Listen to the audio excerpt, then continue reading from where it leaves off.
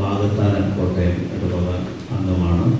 Orthodox സഭയിൽ ദീർഘകാലമായി ദൈവം ശുശ്രൂഷ ചെയ്തു വരവേ നമ്മളുടെ കത്തോലിക്ക സഭയുടെ ഉന്നയിക്ക പ്രസ്ഥാനത്തെക്കുറിച്ച്, പ്രത്യേകിച്ച് വിശുദ്ധ കുർബാനയുടെ ദിവ്യകാരുണ്യ ആരാധനയെക്കുറിച്ച്, ജപമാല, പരിശുദ്ധ അമ്മയോടുള്ള ബന്ധം, ഇതൊക്കെ കൂടുതൽ ആഴത്തിൽ അനുഭവിക്കുവാനും ഗവേഷണം നടത്തുവാനും, പ്രത്യേകിച്ച് saint John of the cross, അതുപോലെ ആമിലാലി അമ്മ ത്രേസ്യ വിശുദ്ധരുടെ മിസ്റ്റിസിസം, അവരുടെ അതീന്ദ്രിയമായ ദൈവാനുഭവത്തെക്കുറിച്ചൊക്കെ അമേരിക്കയിൽ റിസർച്ച് നടത്തി ഡോക്ടറേറ്റിൻ്റെ റിസർച്ചൊക്കെ കഴിഞ്ഞതിന് ശേഷം പ്രിയപ്പെട്ട റംബാച്ചൻ നാട്ടിലെത്തി അവിടെ തൻ്റെ ധ്യാന ശുശ്രൂഷകളൊക്കെ നടത്തി വരുമ്പോഴാണ് ദൈവം ഇവിടെ സ്ഥലമൊക്കെ വാങ്ങി ഈ മലയിൽ കുരിശിൻ്റെ വഴിയൊക്കെ സ്ഥാപിച്ച് പരിത്യാഗത്തോടെ പ്രാർത്ഥിക്കുകയും ധ്യാനിക്കുകയും ഒക്കെ ചെയ്തത്.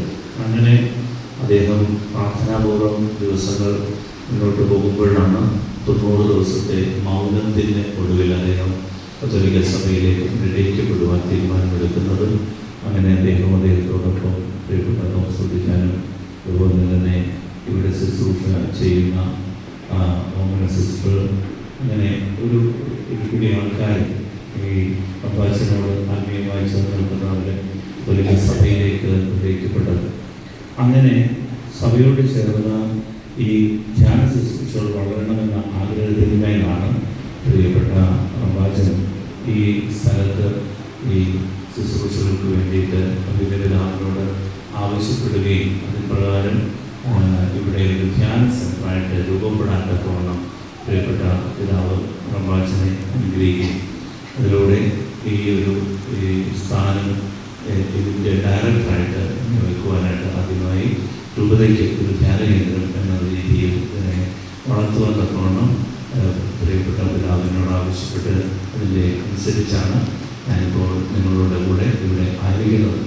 സ്നേഹമുള്ളവരെ, അബ്ബാച്ചൻ്റെ ആത്മീയ ജീവിതമാണ് ഇതിന് പ്രചോദനമാകുന്നത്.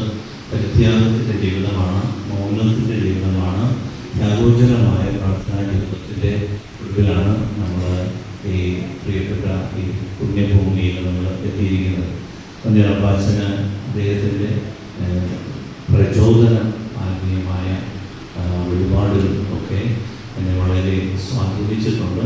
അതിനാൽ തന്നെ അബ്ബാച്ചനോടൊപ്പം ഇവിടെ ആയിരിക്കുന്നത് വളരെ സന്തോഷകരമായ കാര്യമാണ്.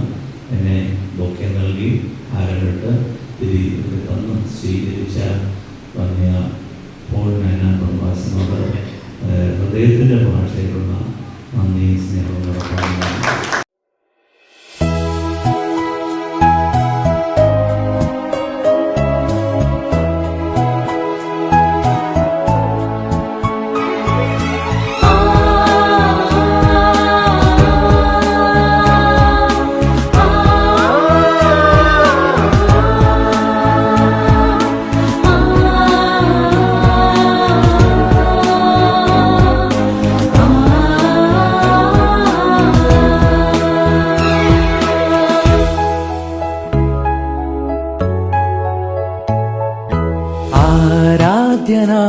ദൈവമേ,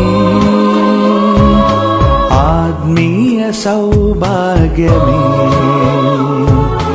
ആരാധ്യനാം ദൈവമേ, ആത്മീയ സൗഭാഗ്യമേ,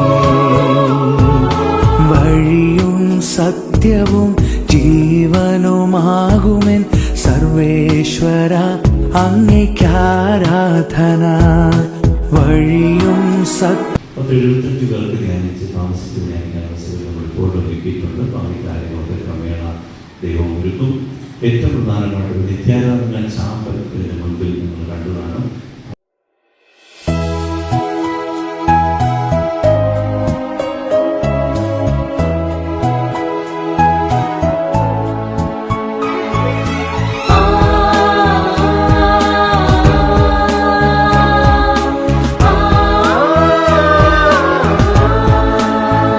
മത്തായി 7:21 കർത്താവേ കർത്താവേ എന്ന് എന്നോട് വിളിച്ചപേക്ഷിക്കുന്നവനല്ല, എൻ്റെ സ്വർഗസ്ഥനായ പിതാവിൻ്റെ ഇഷ്ടം നിറവേറ്റുന്നവനാണ് സ്വർഗരാജ്യത്തിൽ പ്രവേശിക്കുക. ആകാശവും ഭൂമിയും സൃഷ്ടിച്ച നാം എല്ലാവരും അനുഗ്രഹിതരാകട്ടെ. ആത്മീയമായ ശുശ്രൂഷകളിൽ സംബന്ധിക്കുന്ന എല്ലാവരെയും തമ്പുരാൻ അനുഗ്രഹിച്ച് കൊണ്ടിപ്പെടുത്തട്ടെ. ദൈവമായ കർത്താവ് നമ്മളെ ഈ സ്ഥാപനത്തെ ഇവിടെ നടക്കുന്ന എല്ലാ ശുശ്രൂഷകളെ, നമ്മുടെ ഇടവകയും ഇടവകയുടെ എല്ലാ ശുശ്രൂഷകളെ, നിയോഗങ്ങളെ, കുടുംബങ്ങളെ, തലമുറകളെ വാഴ്ത്തി അനുഗ്രഹിക്കുമാറാകട്ടെ. കർത്താവേ, ബലഹീന കുറ്റങ്ങളുമേയുമായ ഞങ്ങളുടെ പ്രാർത്ഥനകളും ഈ ശുശ്രൂഷകളും സ്വർഗീയ സ്നേഹങ്ങൾ കേൾക്കപ്പെട്ടവയും അംഗീകരിക്കപ്പെട്ടവയും ആക്കി തീർക്കണമേ. ക്ഷേമാവോ